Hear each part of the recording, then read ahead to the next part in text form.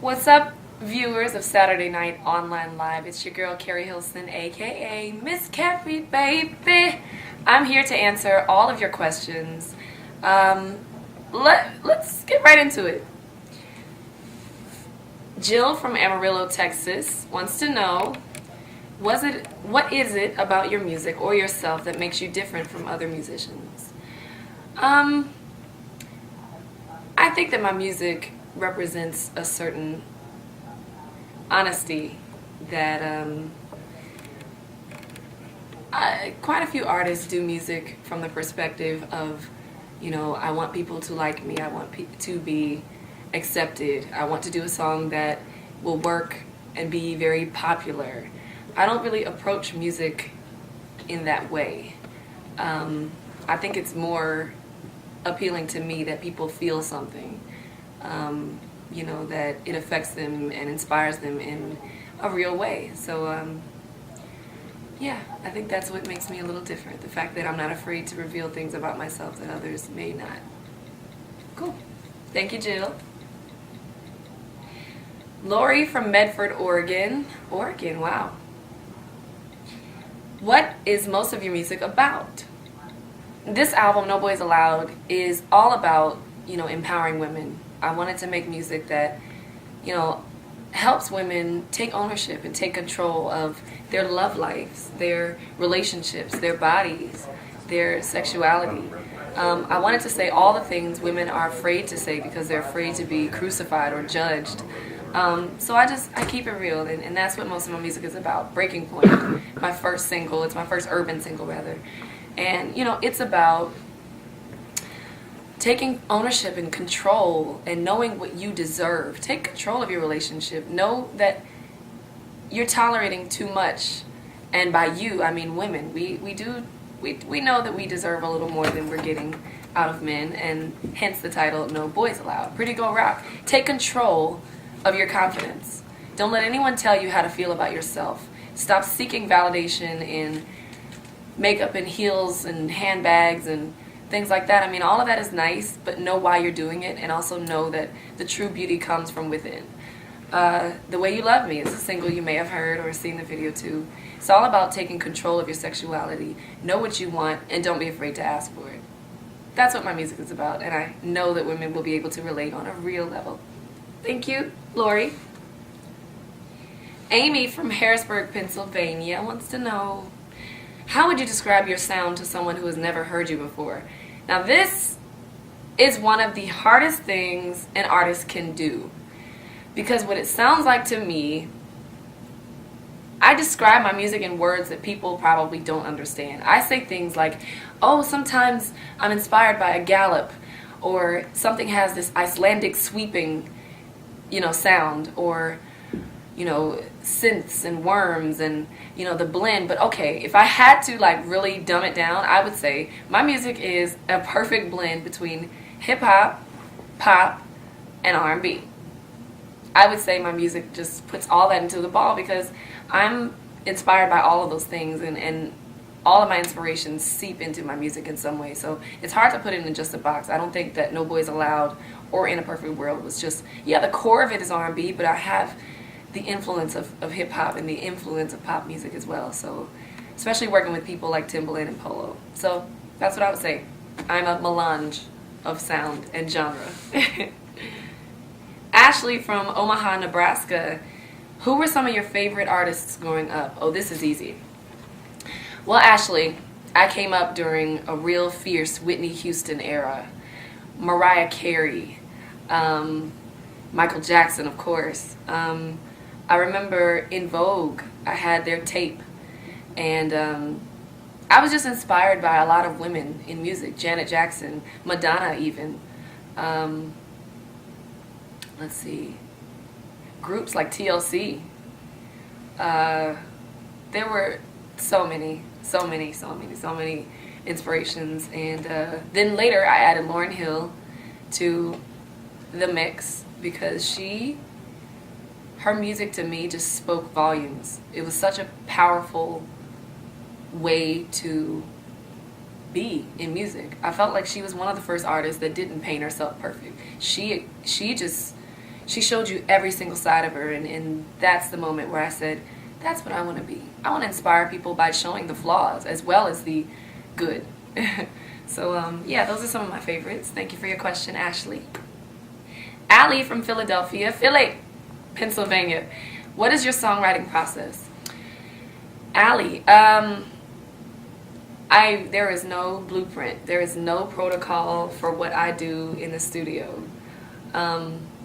One day, I may wake up out of a dream with a concept or a melody or a word, and I just put them in my phone. I either record the melody or write down, whatever happened. But I start songs in so many different ways. There are writers who have a very meticulous format and formula for what they do. I'm not one of those. I'm too much of a scatterbrain to even remember my format.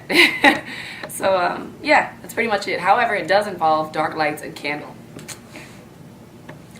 James from Evansville, Indiana. What is your favorite thing to do when you're just hanging with your girlfriends? Well, that is one of my favorite things to do. Hang with my girlfriends. It doesn't matter where we're at. Dinner.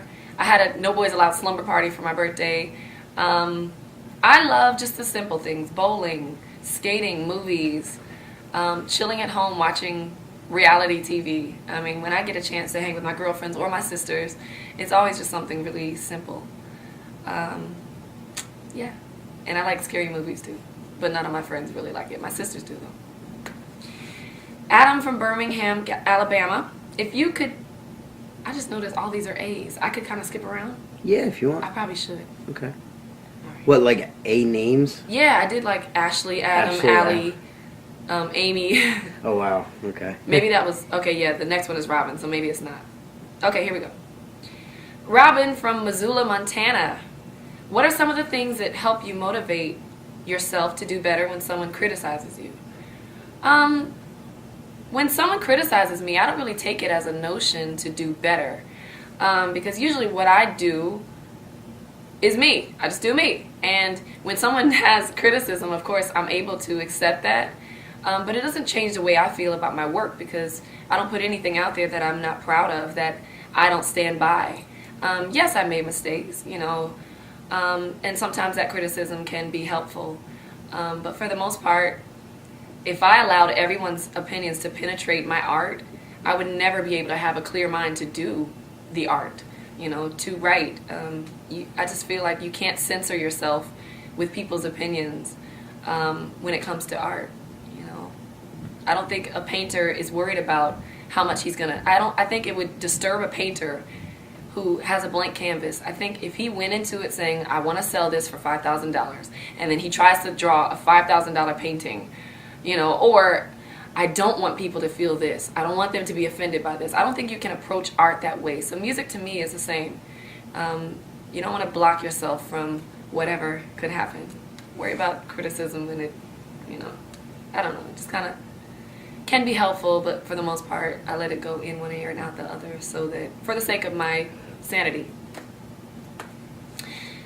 Riley from Salt Lake City, Utah. Where do you see yourself? That's it? That's all you got, Riley? I see myself sitting in front of a sign that says Saturday Night Online. No, I'm kidding. I guess you mean like in the future. I really don't know.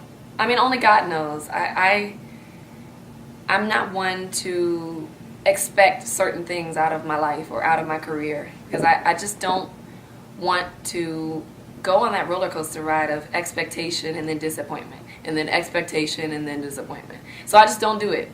I will say this, I do see myself happy. And I say that because you never really know what the future will bring.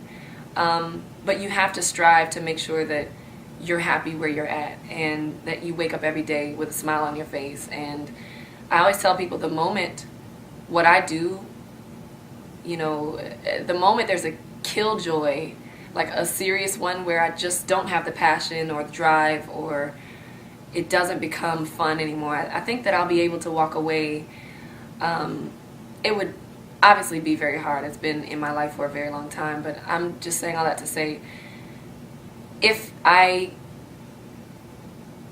arrive at that turning point.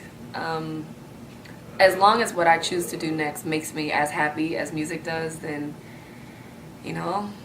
just gotta be happy. So, thank you for your question.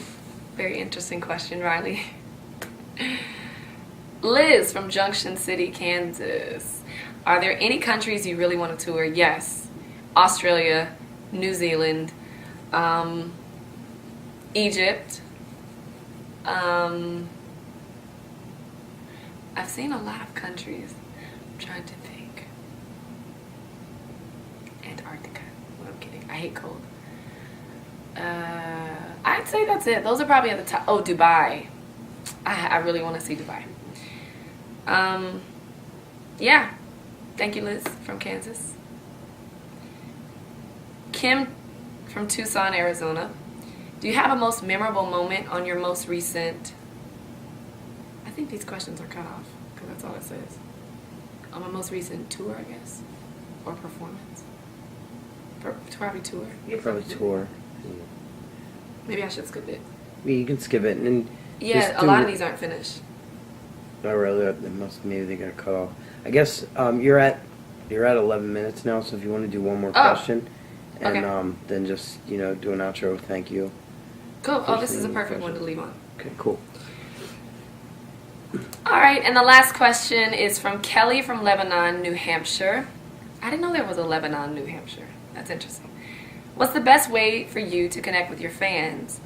Actually, it's Twitter. I'm actually on my Twitter all day long, all the time. It's really me on my phone, wherever I'm at. So look me up and follow me, Kelly, and everyone else who's watching. It's at Miss Keri Baby. MissKeriBaby. There are others, but those are fakes. My real one is at Miss Keri Baby. Cool? And yeah, find out about tours in all of your areas. I will be touring early 2011. Just have to wait and see.